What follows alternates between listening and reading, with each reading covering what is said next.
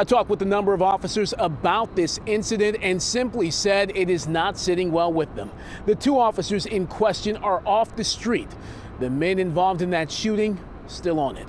A Detroit cop is suspended, another on medical leave after apparently fleeing the scene of a shooting that unfolded right in front of them. Sources tell me it happened near Schoolcraft in Greenfield back on June 30th. This incident is troubling and it is unfortunate and is not consistent with our training.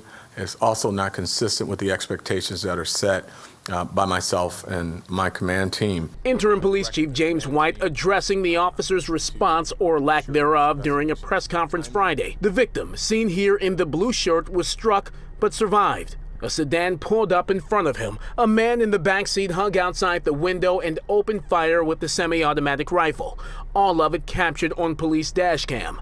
The officers drove off, but at some point turned back around to help the victim. The gunman and driver got away. What I'm looking to understand is prior to leaving the scene and returning to provide the assistance, what was the state of mind of the officer? What did they think they were doing? I need to know a lot of things that I don't want to discuss right now, but it has to do with if they were secure enough to take immediate action. What could they have done in that moment? Could they have drawn and engaged them with? Oh, absolutely. Yes, you pull your gun. He's shooting at somebody. You pull your gun when you're in fear of your life or someone else in fear of their life. Retired Detroit Assistant Police Chief Steve Dolan tells me the officers in question did not come clean about what happened. It appears they were hiding something at first, because again, it came to light through a routine investigation of the cameras, and the supervisor said, hey, wait a minute. So it wasn't reported to them right away. That supervisor sent it up the chain, prompting an investigation and the immediate suspension of the female officer who was behind the wheel. And I think what's disconcerting probably for citizens is, and I don't want to generalize, however, we see a lot of instances where unarmed individuals are given a hard time by the police. And police say they fear for their lives.